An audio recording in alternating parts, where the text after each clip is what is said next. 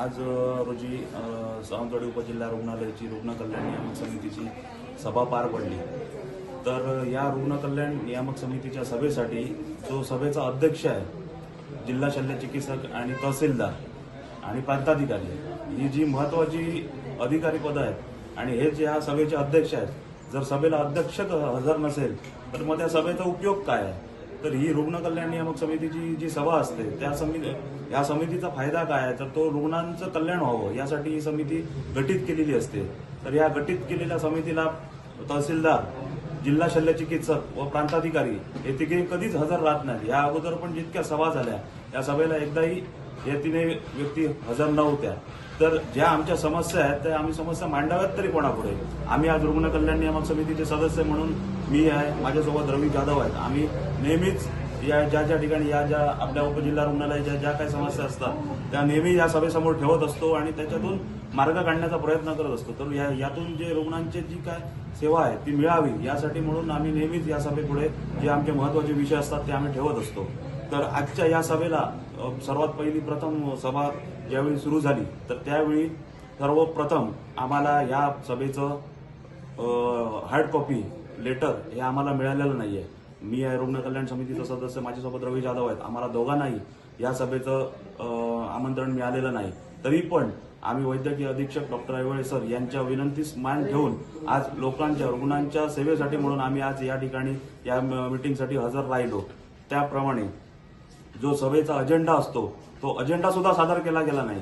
त्यामुळे आम्ही आज आक्रमक भूमिका मांडली की जोपर्यंत या सभेचा अजेंडा या ठिकाणी तुम्ही आम्हाला सादर करत नाहीत, त्याचप्रमाणे आम्हाला जोपर्यंत तुम्ही हार्ड कॉपी देत नाहीत, मागील वर्षाची इतिवृत्त सादर करत नाहीत, तर या पुढची जी सभा होईल त्या सभेचा आम्ही पूर्णपणे त्याग करू आणि त्या सभेला आम्ही हजर राहणार नाही असं आम्ही त्यांना या ठिकाणी सांगितलेलं आहे। त्यानंतर यापुढे पुढच्या सभेला जर या सभेचे समितीचे जे अध्यक्ष आहेत, तहसीलदार, प्रांताधिकारी व जिल्हा शल्य चिकित्सक हे जर हजर राहिले नाहीत तर या पुढची सभा आम्ही होऊ देणार नाही। सभेमध्ये जे महत्त्वाचे जे मुद्दे आहेत ते आपल्या रुग्ण कल्याण नियामक समितीला जो 1.5 लाखाचा जो निधी असतो तो निधी पूर्णपणे खर्ची घातलेला आहे, त्याबद्दल सर्व माहिती घेऊन पूर्णपणे तो खर्ची घातलेला आहे।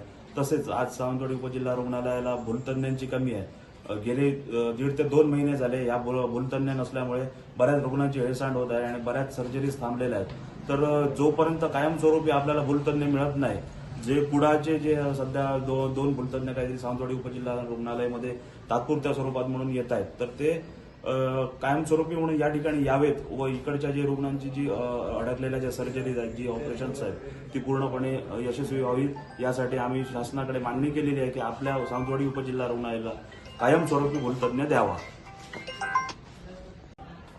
तसेच आज सावंतवाडी उपजिल्हा रुग्णालय मधील जी रिक्त पदे आहेत ती पदे जेव्हा भरली गेली नाहीत तर आज जवळपास काल डॉक्टर वजराटकर सर रिटायर झालेले आहेत, त्याचप्रमाणे आता यानंतर डॉक्टर ऐवळे सर पण रिटायरमेंटच्या मार्गावर आहेत। त्यानंतर बऱ्याच जणांच्या बदल्या होणार आहेत, डॉक्टर चौगुले सरांची पण प्रमोशनवर बदली होणार आहे, त्याचप्रमाणे निखिल अवधूत सर यांचा पण कार्यकाळ पूर्ण होत आलेला आहे या ठिकाणचा। तर आम्ही या ठिकाणी डॉक्टर ऐवळे सरांच्या एक्सटेन्शनसाठी मागणी केलेली आहे, पण त्यांचं ऐवळे सरांचं असं म्हणणं आहे की जोपर्यंत या ठिकाणची रिक्त पदं भरली जात नाहीत आणि रिक्त पदं मंजूर करून जी भरली गेली नाही तर यापुढे मी एक्सटेन्शन स्वीकारणार नाही आणि यापुढे आपण सेवा देणार नाही असं त्यांचं म्हणणं आहे। तसेच हे रुग्ण कल्याण नियामक समितीचा हा बोर्ड आहे, हा जो बोर्ड आहे हा फक्त नावावरती उपस्थित आहे, पण इथे जर सत्य जागेवर जर तुम्ही येऊन बघाल तर या ठिकाणी एकही यातील जे महत्वाचे जो डॉक्टर एच.एस. पाटील आहेत, जे अध्यक्ष आहेत या समितीचे, हे कधीच हजर राहत नाही। त्याचप्रमाणे प्रांताधिकाऱ्यांचं जे पद आहे ते ठेवलेलं गेलेलं आहे, त्याचप्रमाणे सावंतवाडी नगर परिषदेचे जे मुख्याधिकारी आहेत यांचं सुद्धा पद ठेवलं गेलेलं आहे, पण हे पण कधी हजर राहत नाहीत। जर समितीचे जर अध्यक्ष जर या मिटिंगला हजर राहत नाही तर त्या मिटिंगला अर्थ काय? नाग या ठिकाणी येऊन वेळ फुकट घालवायचा का? आरोग्याच्या प्रश्नासंदर्भात या ठिकाणी प्रशासन गांभीर्याने घेत नाही आहे का? आरोग्याच्या बाबतीत लोकांच्या जीवाशी खेळणं हाच एकमेव त्यांच्याकडे पर्याय उरला आहे का?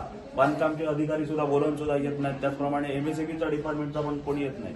तर या ठिकाणी माझं जिल्हा शल्य चिकित्सकांना एकच आव्हान आहे, पुढच्या जर तुम्ही मिटिंगला हजर राहिला नाही तर या पुढच्या सर्व सभा या आम्ही त्याग केला जाईल।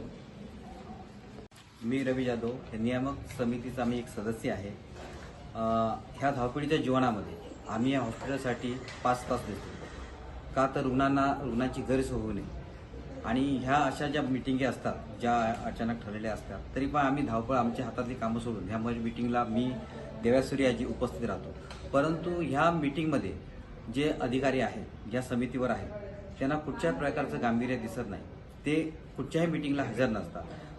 आरोग्याचा हा महत्त्वाचा विषय असून सुद्धा हे अधिकारी जर ह्या मिटिंगला उपस्थित नसतील तर आम्ही आमच्या ज्या काय समस्या असतील, ज्या रुग्णांच्या समस्या असतील त्या कोणाकडे मांडावा हा एक गंभीर प्रश्न आहे. तर ह्यापुढे ह्या अधिकाऱ्यांनी ह्या मिटिंगमध्ये उपस्थित राहून आम्हाला त्यांच्याकडे मार्गदर्शन करावं व आमच्या ज्या काय समस्या आहेत त्या जाणून घ्याव्या अशी मी आपल्याकडे मनपूर्वक मागणी करतो.